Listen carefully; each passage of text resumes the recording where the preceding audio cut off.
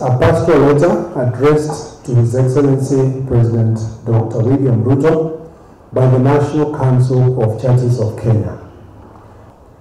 This meeting took note of the finding of a survey conducted by NCCK across the country, which indicated that 71% rated the performance of government at below average, and 74% indicated that Kenya is headed in the wrong direction. Your Excellency, this is a very worrying state of affairs, and there is an urgent need for remedial action. Having considered the guidance of God given in Proverbs chapter 27 verse 5, better an open rebuke than hidden love, we humbly request to share the following message with you. The church leaders here expressed their doubts as to what advice the president is getting regarding the economy of Kenya. The church leaders here are aware that Kenya has a huge debt. That debt, the church is saying, can it be audited so that we know which debt was acquired legally and which one was not? Which debt is okay and which one is odious that Kenya should not be forced to pay? We want to ask him directly because on behalf of our members, they want to know this huge debt that we are paying,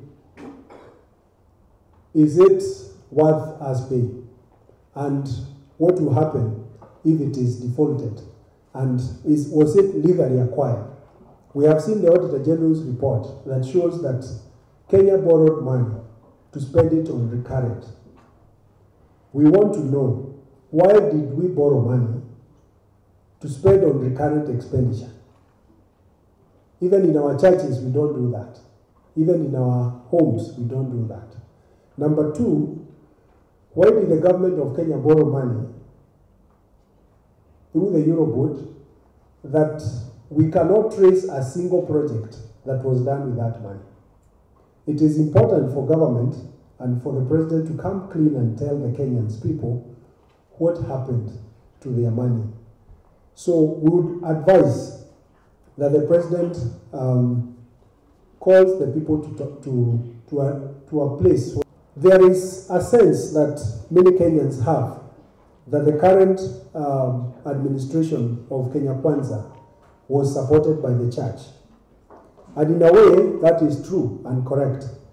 However, our church members are saying, although they supported Kenya Kwanza, they did not support Kenya Kwanza to increase taxes. Yes, they voted for Kenya Kwanza, but they did not support the Kenya Kwanza to increase taxes. They also did not give Kenya Kwanza the mandate to charge them the housing levy for houses they don't need. They also are saying that they don't want to be charged more for health, like NHIF, increasing it, and also the other taxes that have been increased. They are also complaining that they are seeing KRA officials going to their farms to count their chicken, to count their pigs, and to count their donkeys. They don't want that.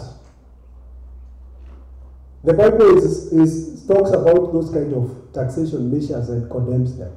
So, although the members, some members of the churches supported this government, they are saying that is not what they supported. And I think it is important for the Kenya Kwanza government to listen to those people who supported them that are now saying you are headed in the wrong direction.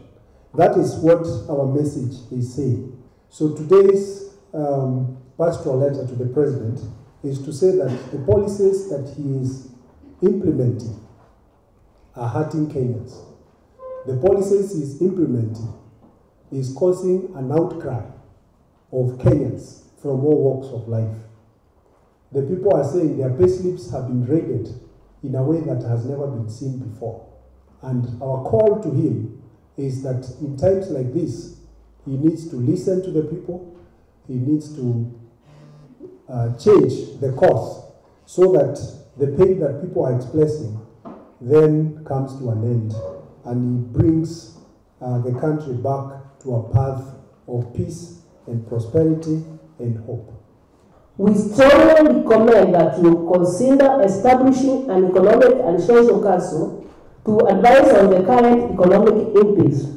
The terms of the team will enable them to take into consideration the social context with a goal of improving the lives and livelihoods of Kenyans. The Bible in Proverbs 19 verse 20 has prudent guidance for all, when it says, listen to your advice and accept instructions, and in the end you will be wise.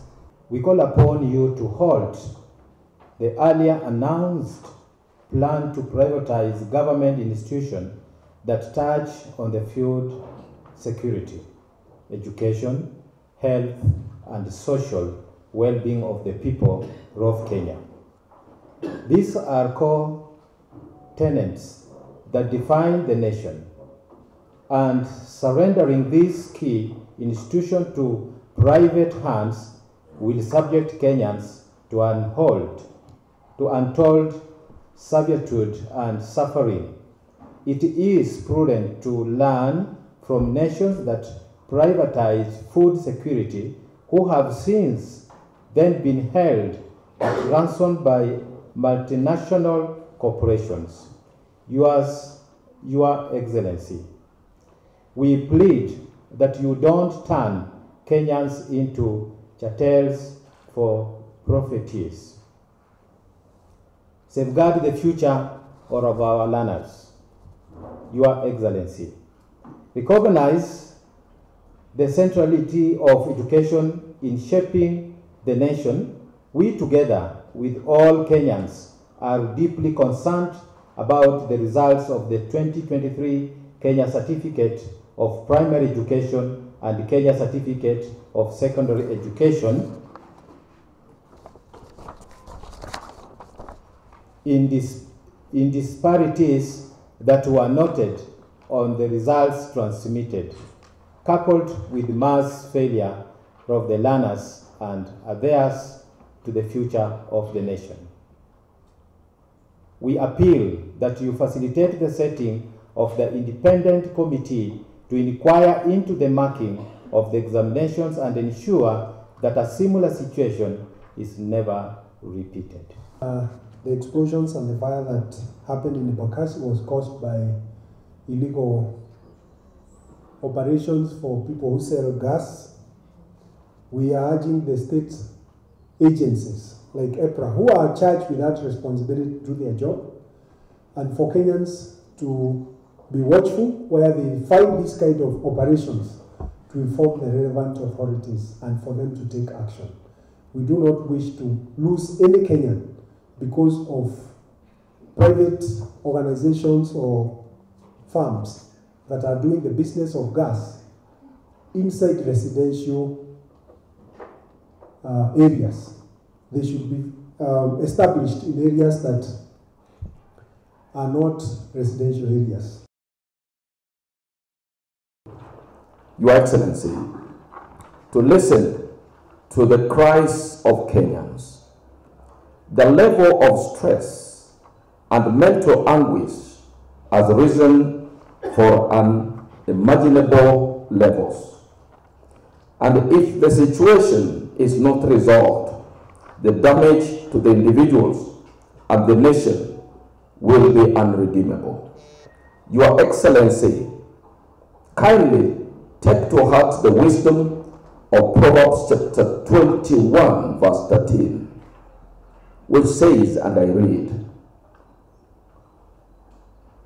that if a man shuts the ears to the cry of the people, he too will cry and not be answered. In this regard, Your Excellency, we urge you to reach out to the people of Kenya and have dialogue with them. Just as you went across the country explaining your vision, convincing Kenyans to vote for you.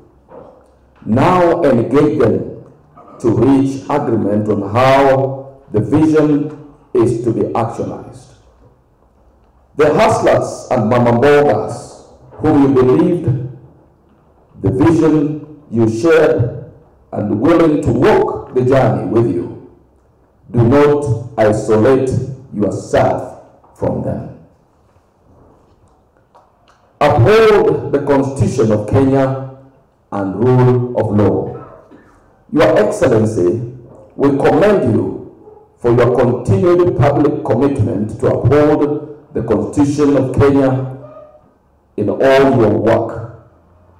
It is in this context that we request you to lead the government in adhering to the Constitution and laws of Kenya.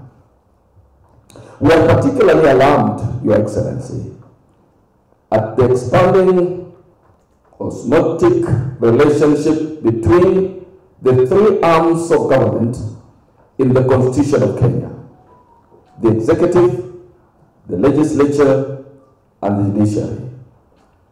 We created separately to protect checks and balances to ensure justice.